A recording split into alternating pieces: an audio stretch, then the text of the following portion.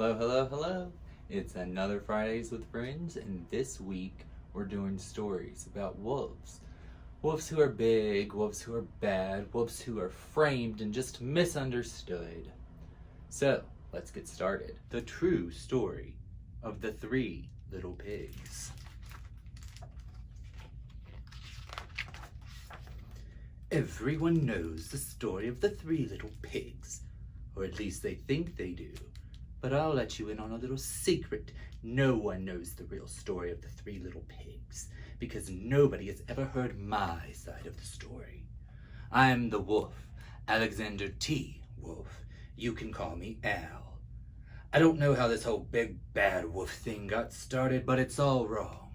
Maybe it's because of our diet. Hey, it's not my fault wolves eat cute little animals like bunnies, sheep, and pigs. That's just the way we are. If cheeseburgers were cute, folks would probably think they were big and bad too. But, like I was saying, the whole big bad wolf thing is all wrong. The real story is about a sneeze and a cup of sugar. This is the real story. Way back in Once Upon a Time, I was making a birthday cake for my dear old granny. I had a terrible sneezing cold. I ran out of sugar. So I walked down the street to ask my neighbor for a cup of sugar.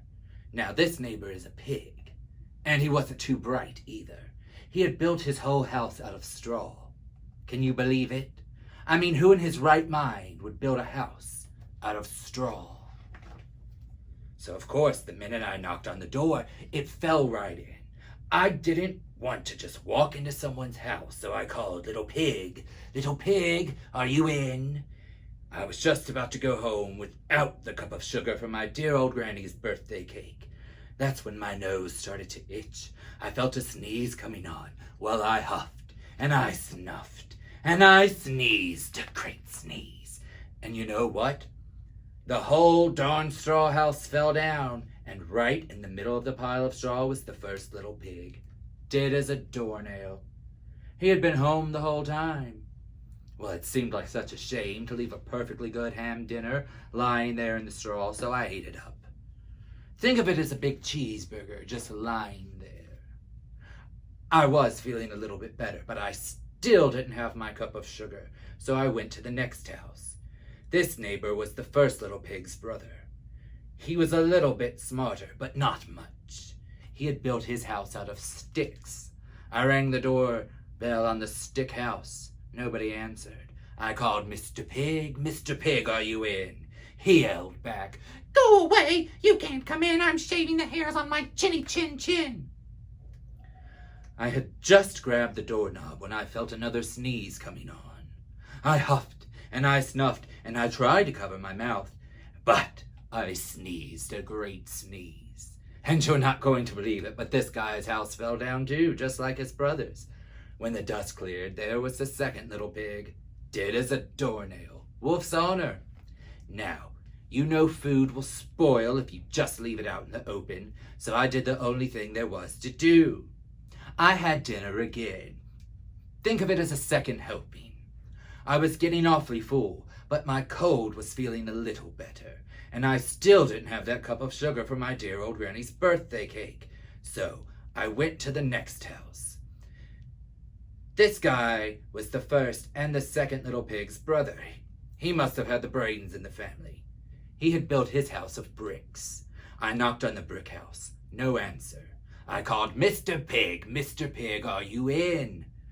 And do you know what that rude little porker answered? "Get out of here, wolf! Don't bother me again!" Talk about impolite. He probably had a whole sack full of sugar, and he wouldn't even give me one little cup for my dear sweet old granny's birthday cake. What a pig. I was just about to go home and maybe make a nice birthday card instead of a cake, when I felt my cold coming on. I huffed, and I snuffed, and I sneezed once again. Then the third little pig yelled, "And your old granny can sit on a pin!" Now, I'm usually a pretty calm fellow, but when somebody talks about my granny like that, I go a little crazy. When the cops drove up, of course, I was trying to break down the pig's door, and the whole time I was huffing and snuffing and puffing and sneezing and making a real scene. The rest, they say, is history. The news reporters found out about the 2 pigs I had for dinner. They figured a sick guy going to borrow a cup of sugar didn't sound very exciting, so they jazzed up the story with all that huff and puff and blow your house down. And they made me the big bad wolf. That's it. That's the real story. But maybe you could loan me a cup of sugar. The end. Our next story is A Well-Mannered Young Wolf. A young wolf whose parents had taught him good manners went hunting alone in the forest for the first time. Very quickly he caught a rabbit. "Hello, what is your last wish before I eat you?"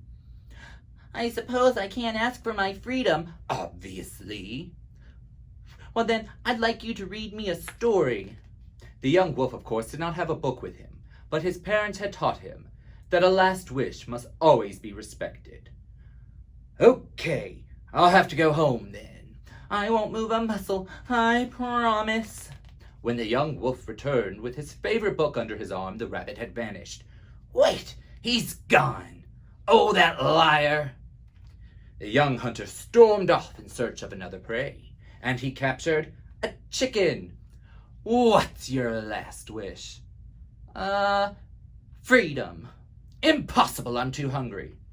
"Then I'd like you to play me some music."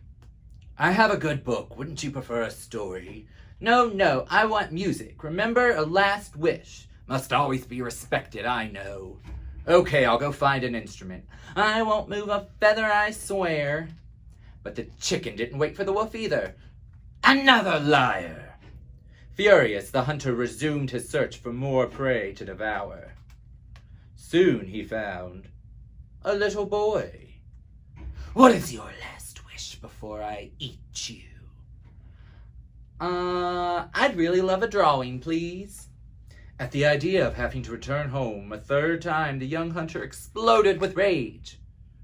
But the little boy hadn't asked for his freedom, and he had also said please. The wolf groaned and went back to his house. "I won't move a hair." "You're still here?"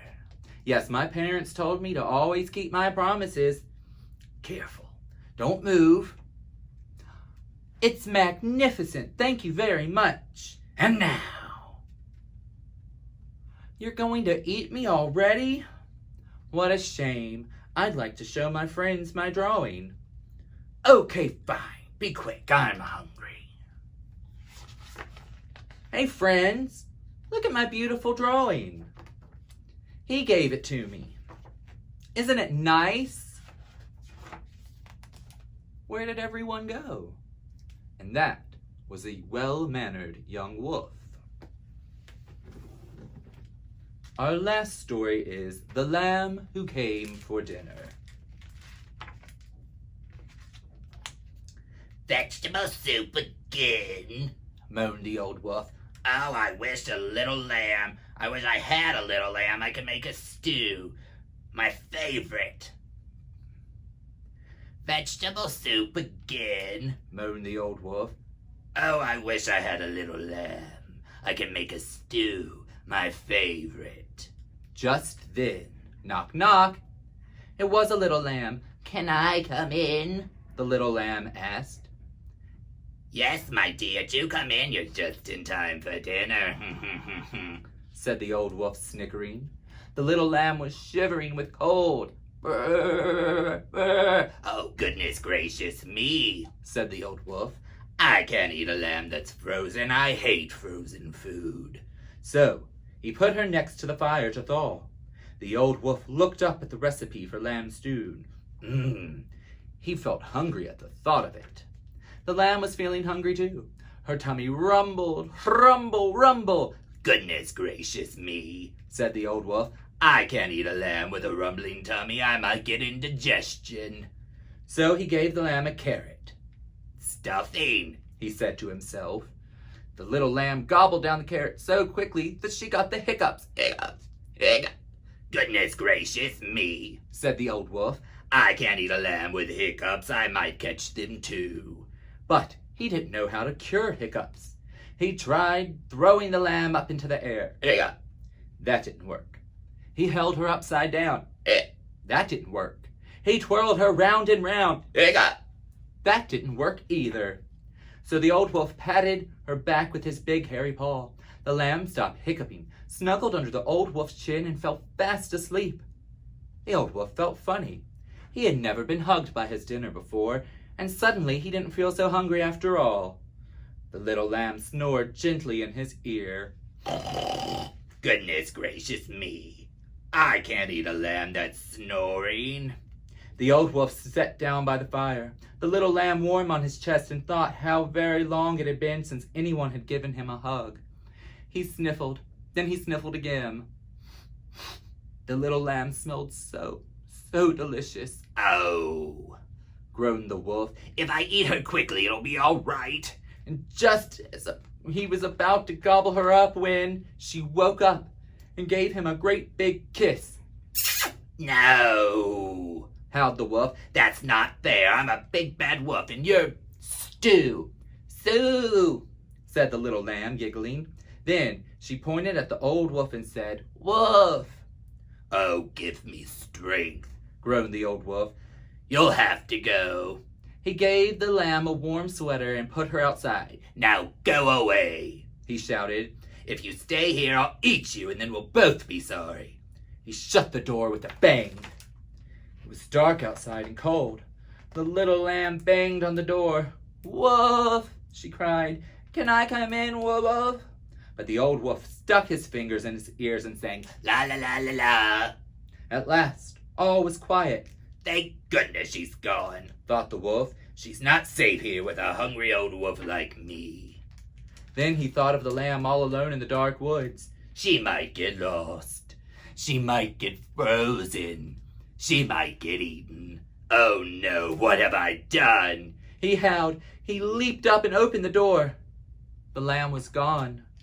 The old wolf rushed out into the dark woods, crying, Little lamb, come back. I won't eat you, I promise. Much, much later, a sad, soggy old wolf trudged wearily back to his cottage alone. There by the fire sat the little lamb. You came back, said the wolf. Don't you have anywhere else to go? The little lamb shook her head. Oh, would you like to stay here with me? asked the wolf. Not eat me, wolf. No, said the lamb. Goodness gracious me, said the old wolf. I can't eat a lamb who needs me. I might get heartburn. The little lamb smiled and threw herself into the old wolf's arms. Are you feeling hungry, Sue? asked the wolf. How about some vegetable soup? It's my favorite. The end. Well, I hope you enjoyed all of those stories. Next week, look out for something new, which is a new every other week video program where we're going to focus on crafts that are more activities, and it's going to be Craftivity Friday. And next week you'll see exactly what that is. So, until then, happy Friday!